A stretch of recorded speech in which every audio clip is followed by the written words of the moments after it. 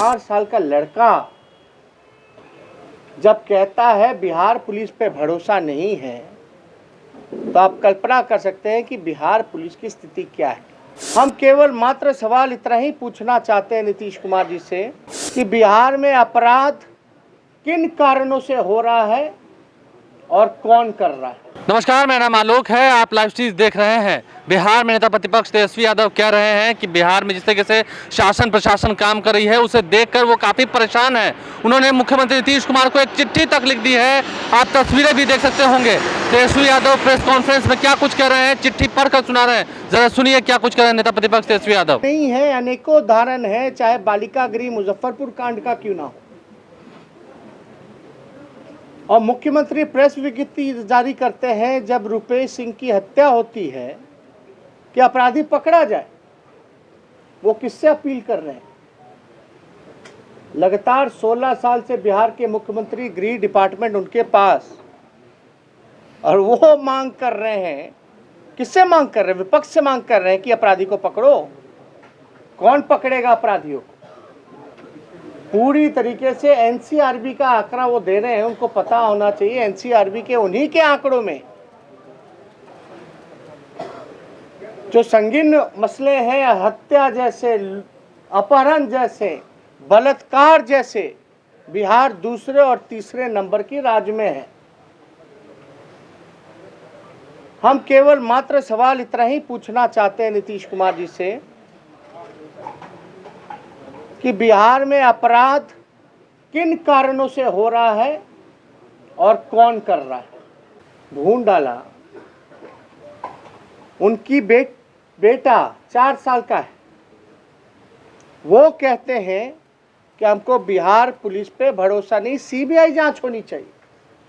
आप समझ सकते हैं 4 साल का लड़का जब कहता है बिहार पुलिस पे भरोसा नहीं है, तो आप कल्पना कर सकते हैं कि बिहार पुलिस की स्थिति क्या है। कोई विश्वास नहीं कर रहा। आज हमने कुछ देर पहले एक चिट्ठी लिखी माननीय मुख्यमंत्री जी को और हमने ईमेल कर दिया है।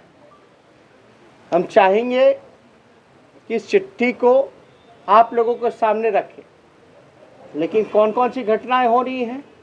मधुबनी में बच्ची का आंख निकाल लिया जाता है, जो गूंगी बहरी बच्ची थी।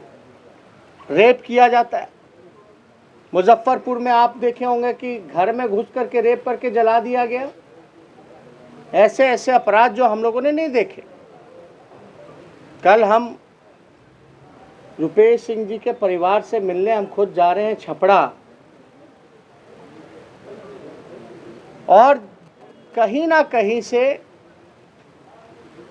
72 घंटे से भी ज़्यादा हो गया, एक सुराग तक नहीं मिला, कोई गिरफ्तारी नहीं हो रही है। हमको लगा कि बिहार में एक चिट्ठी माननीय मुख्यमंत्री जी को लिखनी चाहिए। माननीय मुख्यमंत्री जी, विगत कुछ दिनों में लूट, चोरी, डकैती, रंगदारी, बलात्कार, अपहरण एवं हत्या की घटनाओं में बेतहाशा वृद्धि हुई है। केंद्र सरकार के आंकड़े भी बिहार की दयनीय कानून व्यवस्था को प्रमाणित करते हैं। चर्चित आपराधिक घटनाओं तो सुर्खियां बनती हैं, परंतु जिला मुख्यालय सहित पंचायत स्तर पर प्रतिदिन अनगिनत हत्या, बलात्कार जैसी घटनाओं का तो जिक्र तक भी नहीं होता है। दुर्भाग्यपूर्ण है कि आप जितनी ऊर्जा एवं समय दशकों पुरानी इतिहास खोदने में जाया करते हैं, अगर उसका अंश मात्र भी तत्परता से विधि व्यवस्था को सुदृढ़ करने में निवेश करते तो कुछ सकारात्मक परिणाम दिखाई देता। आप अपने प्रशासन को जवाबदेह बनाने की बजाय सारा ठीकरा इतिहास पर फोड़ते हैं। बिहार का आम आवाम कह रहा है कि आपके 15 वर्ष के कुशासन से कहीं ज़्यादा सुनहरा अतीत था। आपके अधीन गृह विभाग तो अपराध सृजन का मुख्य केंद्र है। सत्ता संपोषित और संरक्षित अपराधी आपके ताज को शोभा बढ़ा रहे हैं। प्रशासन में आप आम आदमी की क्या, जनप्रतिनिधियों की भी कहीं कोई सुनवाई नहीं होती। आपके अधिकारी फोन तक नहीं उठाते हैं। आपके चितवन पर बेबसी, लाचारी और थकान स्पष्ट परिलक्षित हो रही है। आपके वरिष्ठ गठबंधन सहयोगी ही आपकी कार्य क्षमता, कार्यकुशलता और संवेदनशीलता पर प्रश्न चिन्ह लगा रहे हैं। कानून अपना काम कर रहा है। हम ना किसी को फंसाते हैं ना बचाते हैं। जैसे कालग्रस्त जुमलों से अब काम नहीं चलेगा। अपराध मुक्त बिहार बनाने के लिए विपक्ष सरकार को हर तरह से सकारात्मक सहयोग प्रदान करने के लिए तैयार है। आप बिहार में आई हत्या, लूट, बलात्कार, अपहरण की सुनामी को रोक आम जन को बचाइए।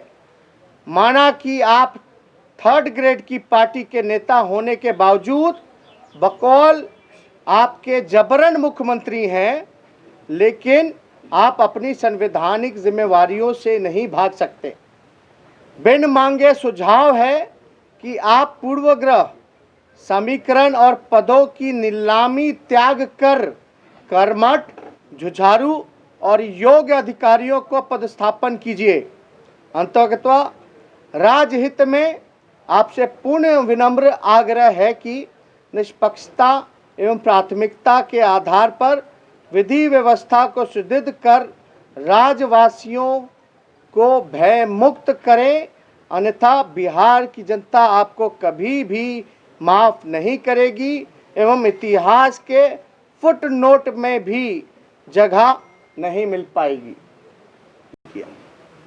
मौजूदा एनडीए सरकार डबल इंजन की सरकार तो ट्रबल इंजन में बदल गई, लेकिन अब बिहार अपराध नहीं सहेगा।